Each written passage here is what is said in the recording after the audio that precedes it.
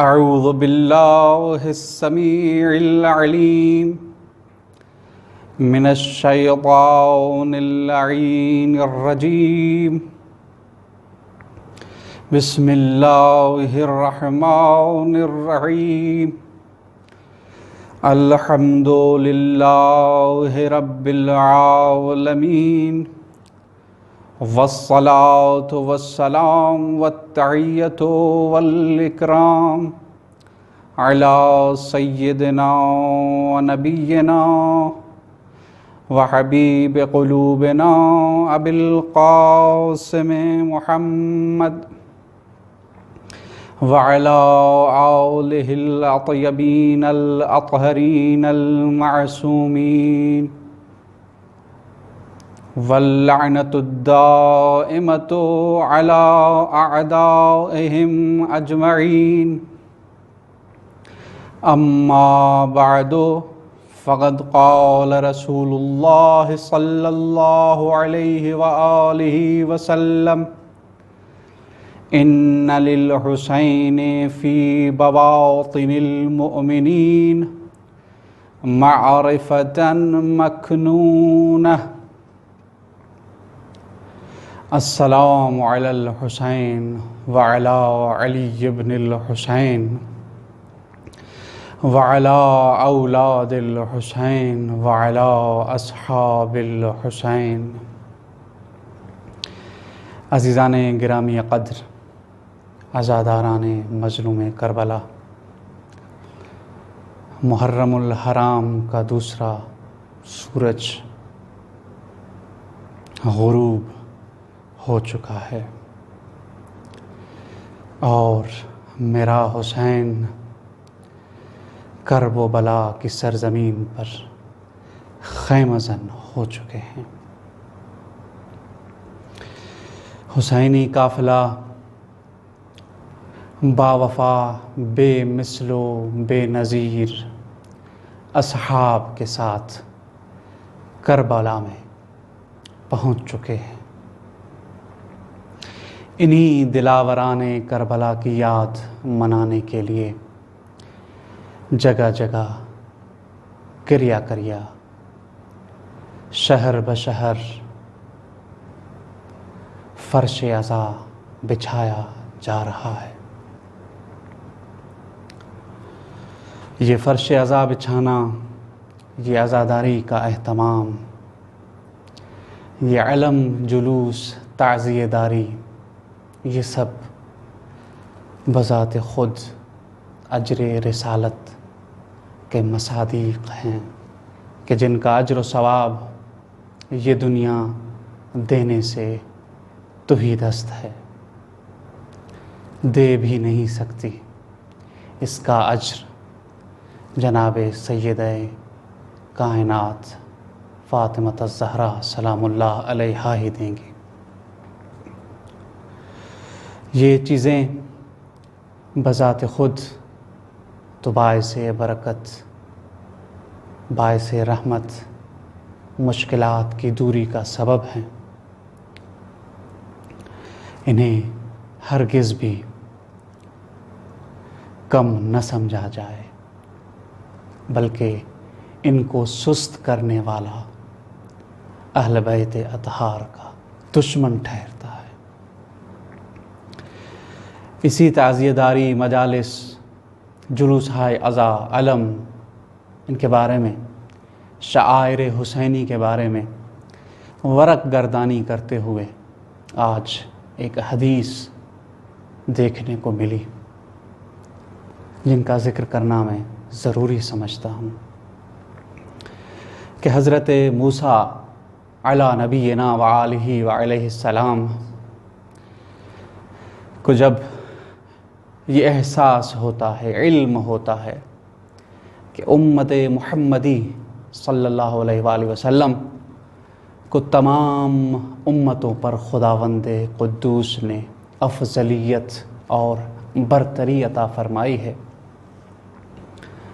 تو خداوند متعال سے مناجات کرتے ہیں اور خدا سے یہ درخواست کرتے ہیں کہ اے میرے پروردگار، آپ حکیم ہیں، آپ کا ہر کام حکمت سے بھرا ہوا ہوتا ہے۔ کیا رمز و راز ہے، کیا الہی حکمت اس امر میں پوشیدہ ہے کہ آپ نے حضرت ختمی مرتبت محمد مصطفیٰ صلی اللہ علیہ وآلہ وسلم کی امت کو تمام امتوں پر افضلیت اور برتری عطا فرمائی ہے۔ حضرت موسیٰ کا یہ سوال کرنا ہمیں یہ بتلاتا ہے کہ حضرت موسیٰ اس راز کے پیچھے ہیں، اس راز کو جاننے کی کوشش کر رہے ہیں، اور عجب نہیں کہ ان کے دل میں یہ خیال ہو کہ یہ افضلیت اور برتری جو خداوند نے امت محمدی کو عطا فرمائی ہے اس میں کسی طرح میں شریک ہو جاؤں۔ خداوند متعال فرماتے ہیں کہ میں نے امت محمدی کو 10 چیزوں کی وجہ سے دیگر تمام امتوں پر افضلیت اور برتری عطا کی ہے۔ حضرت موسیٰ فرماتے ہیں اے میرے پروردگار، آپ ہمیں وہ 10 چیزیں تعلیم فرمائیں تاکہ میں بھی اپنی امت کو، بنی اسرائیل کو حکم دوں کہ ان کو بجا لا سکیں۔ ارشاد رب العزت ہوتا ہے کہ میں نے امت محمدی کو 10 چیزوں کی وجہ سے، 10 خصلتوں کی وجہ سے تمام امتوں پر برتری دی ہے۔ یہ دیکھیے گا شعار حسینی، ہر وہ چیز جو امام حسین سے تعلق اور رابطہ ہم آہنگی رکھتی ہے وہ کتنی ارزش اور کتنی قیمتی ہے کہ اس کی وجہ سے خداوند متعال دیگر امتوں پر امت محمدی کو برتری اور افضلیت عطا فرماتا ہے۔ خداوند متعال کا ارشاد ہوتا ہے کہ میں نے نماز کی وجہ سے، روزے کی وجہ سے، حج کی وجہ سے، زکوٰۃ کی وجہ سے، جہاد کی وجہ سے، نماز جمعہ کی وجہ سے، نماز جماعت کی وجہ سے، قرآن کی وجہ سے، علم کی وجہ سے، اور آخر میں فرماتے ہیں میں نے اس امت کو دیگر امتوں پر افضلیت اس وجہ سے دی ہے کہ یہ امت وہ ہے جو عاشوراء کو اچھے انداز میں منعقد کرتی ہے، عاشوراء کی تعظیم کرتی ہے۔ جب بھی محرم کا چاند افق پہ ظاہر ہوتا ہے تو یہ امت میرے محمد کے نواسے کے غم میں بیٹھ جاتی ہے اور گریہ و زاری کرتی ہے۔ حضرت موسیٰ ایک دفعہ تعجب کرتے ہیں کہ خداوند متعال دیگر تمام چیزوں سے تو میں آشنا ہوں، یہ عاشوراء کیا چیز ہے؟ یہاں پر رک کے میں ایک جملہ کہنا چاہوں گا کہ حضرت موسیٰ دیگر چیزوں کو جانتے تھے، جیسے ہی لفظ عاشوراء حضرت موسیٰ کی سماعتوں سے ٹکرایا ہوگا یقیناً حضرت موسیٰ کا دل بیٹھ گیا ہوگا، آنکھوں سے آنسو جاری ہوئے ہوں گے۔ ولی خدا ہیں، نبی خدا ہیں، اولو العزم پیغمبر ہیں، صاحب کتاب نبی ہیں، عجب نہیں کہ ان کی آنکھیں بھی آنسوؤں سے بھر رہی ہوں۔ سوال کرنا اسی چیز کو بتاتا ہے کہ خداوند متعال یہ کیا ہے، عاشوراء کیا ہے؟ یہ لفظ سنتے ہی میرا دل بیٹھ گیا، آنکھوں سے آنسو جاری ہیں۔ قریب ہے کہ گریہ و بکا، آہوزاری کی وجہ سے یہ ساری فضا، یہ تمام موجودات سوگوار ہوتے ہوئے نظر آئیں۔ ارشاد باری تعالی ہوتا ہے عاشوراء یعنی البکاء والتباکی علی صبط محمد المصطفیٰ، کہ عاشوراء گریہ و زاری کرنا، والتباکی جو روتے ہیں ان جیسے حالات بنانا، صبط نبی پر، محمد مصطفیٰ کے نواسے پر رونا اور رونے والوں جیسی حالت بنانا عاشوراء ہے۔ والمرثیۃ، یہ جو انجمنیں بعض حضرات مرثیہ پڑھتے ہیں یہ خدا کے منظور نظر ہیں، اسی وجہ سے افضلیت ملی ہے۔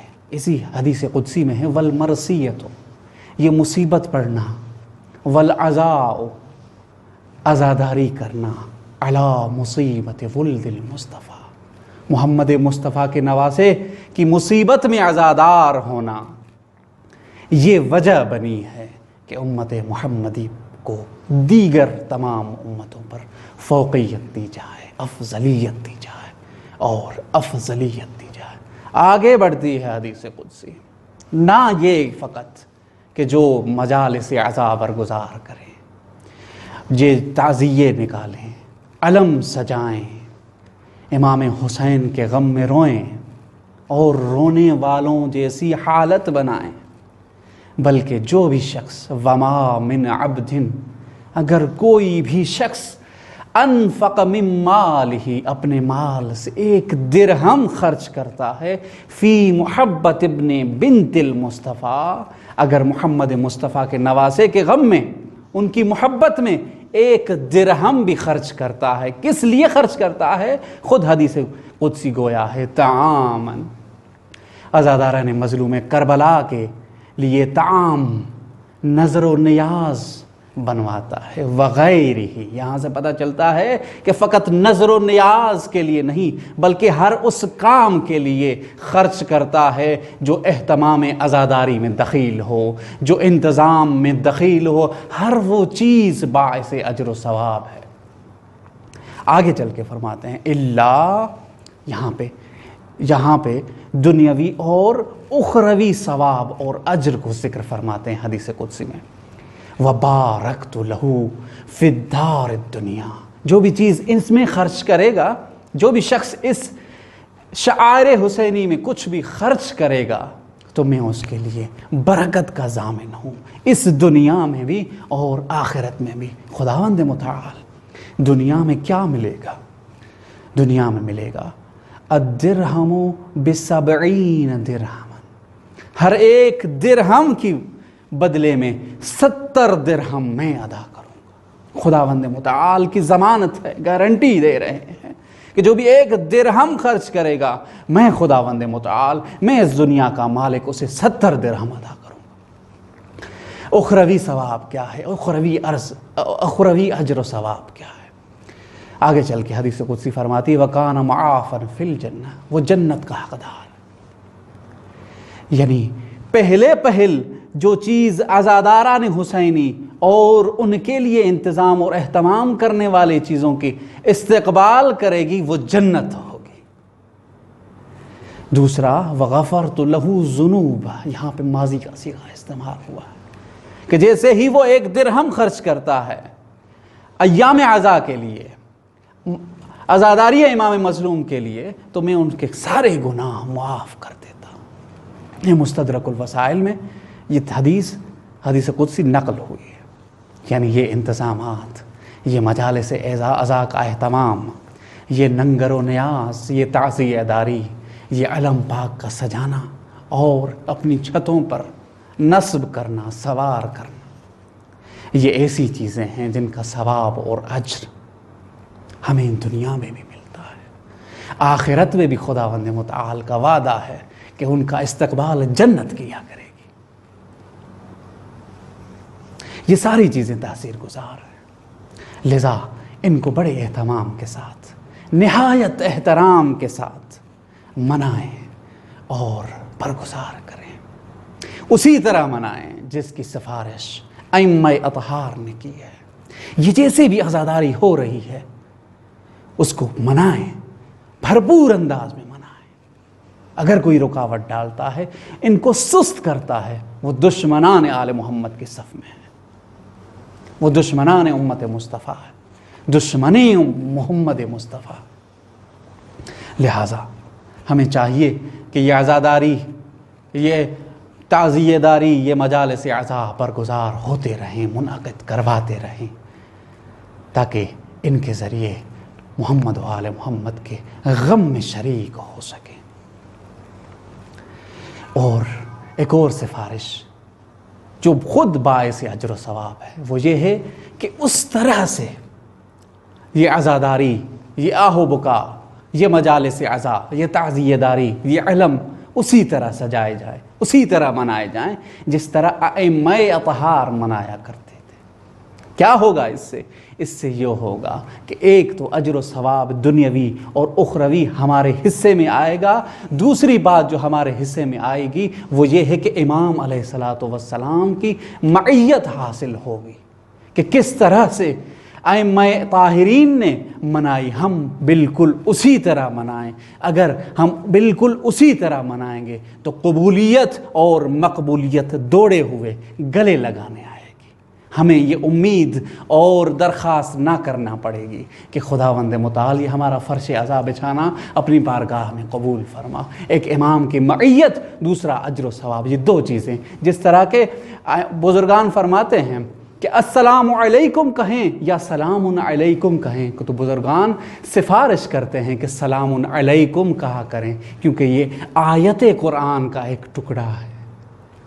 ایک طرف سے قرآن کی تلاوت ہوتی ہے، دوسری طرف مومن پر سلامتی ہوتی ہے۔ تو عزیزان من، یہ حق حاصل ہے، مجھے حق حاصل ہے کہ میں کہوں کہ امام کی معیت بھی اس طرح سے ہمیں مل جائے گی اور دنیاوی اور اخروی اجر و ثواب بھی ہمارے حصے میں آ جائے گا۔ اسی ضمن میں بہت سارے دستورات ہیں۔ قم المقدس میں والی خراسان کی ولایت ہے۔ بہتر یہی ہے کہ میں یہاں سے بیٹھ کر امام رضا علیہ الصلاۃ والسلام کے دستورات آپ کی خدمت عالیہ میں پیش کروں۔ یہ والی خراسان کا فرمان ہے، یہ والی خراسان کی سرزمین سے، بی بی معصومہ کے جوار سے آپ کے خدمت میں، آپ تمام عزاداران کی خدمت میں ہدیہ ہے حقیر کی طرف سے، کہ امام علیہ الصلاۃ والسلام نے اپنے صحابی ریان ابن شبیب کو کس طرح عزاداری اور عاشورائی بننے کے اصول عطا کیے تھے۔ 5 اصول امام رضا علیہ الصلاۃ والسلام نے اپنے صحابی ریان ابن شبیب کو فرمائے ہیں، وہ آپ کو چاہتا ہوں کہ میں آپ کے سامنے ذکر کروں، اور کوشش کریں کہ ہم اس طرح سے عاشورائی بنیں جس طرح امام رضا علیہ الصلاۃ والسلام چاہتے ہیں کہ میرا محب، ہم ائمہ طاہرین کا محب، ہمارا عاشورائی بنے۔ سب سے پہلے ابن شبیب کو مخاطب ہو کے فرماتے ہیں کہ اے ابن شبیب، اگر تم چاہتے ہو کہ آپ کی تمام نیک حاجات اور جائز خواہشات بارگاہ خدا میں قبول و مقبولیت کا درجہ پائیں تو پہلی محرم کو روزہ رکھیں۔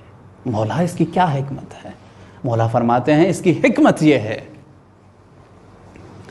کہ حضرت زکریا نے اسی دن روزہ رکھا تھا، اور اسی دن میں حضرت زکریا کی حاجت روائی ہوئی تھی، اور انہیں حضرت یحییٰ خداوند متعال نے عطا فرمایا تھا۔ اگر خداوند متعال نے توفیق دی تو حضرت یحییٰ اور زکریا، حضرت یحییٰ ابن زکریا کی شباہت امام حسین سے بہت زیادہ ہیں، وہ ذکر کریں گے اگر خداوند متعال نے توفیق عطا کی۔ تو اس دن روزہ رکھیں اور اپنی نیک خواہشات خداوند متعال سے طلب کریں، خداوند متعال حاجت روائی فرمائے گا۔ یہ امام علیہ الصلاۃ والسلام کا فرمان۔ آگے چل کے فرماتے ہیں کہ اے فرزند شبیب، یہ محرم الحرام ایسا مہینہ تھا کہ جس مہینے میں جاہلیت کے زمانے میں بھی عرب جنگ نہیں کرتے تھے، جنگ ممنوع اور حرام سمجھی جاتی تھی۔ لیکن ہائے افسوس کہ کچھ نام نہاد امت نے اس مہینے کی لاج تو نہ رکھی، بلکہ ائمہ اطہار نواسہ رسول کی حرمت کو بھی نہ دیکھا اور ان کا خون بہایا۔ فرزند شبیب، ان کنت باقیا علی الحسین، ان کنت باقیا، دوسرا دستور جو امام دے رہے ہیں، اگر تم رونا چاہتے ہو، کسی مصیبت میں گھرے ہوئے ہو، بلا نازل ہو چکی ہے تم پر، اگر تم رونا چاہتے ہو، فبک للحسین، تو امام حسین کے لیے گریا کرو، امام حسین کے لیے بکا کرو۔ کیوں؟ فَإِنَّهُ ذُبِحَ كَمَا يُذْبَحُ الْكَبَشُ، کیونکہ میرا جد میرا حسین اس طرح سے ذبح کر دیا گیا جیسے قربانی کی جاتی۔ آگے چل کے امام فرماتے ہیں لما قتل جد الحسین، امام حسین کی شہادت کے بعد کے واقعات بیان کرتے ہوئے امام فرماتے ہیں جب حسین قتل ہو چکے تھے، شہادت پا چکے تھے، امطرت السماء دمن، آسمان سے خون کی بارش ہوا، وترابا احمر، یہ جو خاک دیکھ رہے ہو اس دنیا میں سرخ ہو چکی تھی۔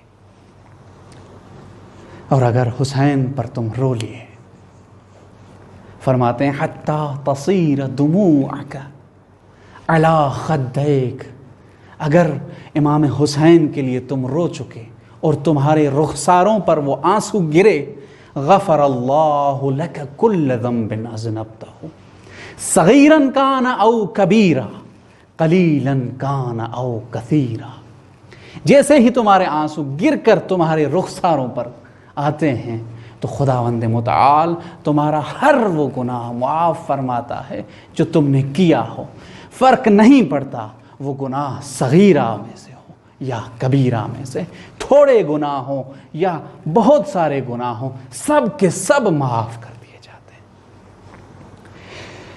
تیسرا دستور، امام علیہ الصلوۃ والسلام ابن شبیب کو مخاطب ہو کے فرماتے ہیں یا ابن الشبیب ان سرک ان تلق اللہ، اگر تم چاہتے ہو کہ خداوند متعال سے اس حالت میں ملاقات کرو، ولا ذنب علیک فزر الحسین، اگر تم چاہتے ہو کہ خداوند متعال سے اس حال میں ملاقات کرو کہ تمہاری گردن پر کوئی گناہ نہ ہو، تو زیارت کرو میرے جد حسین کی۔ زیارت تمام گناہوں کو اس طرح سے دھو دیتی ہے جیسے خشک لکڑی کو آگ ختم کر دیتی۔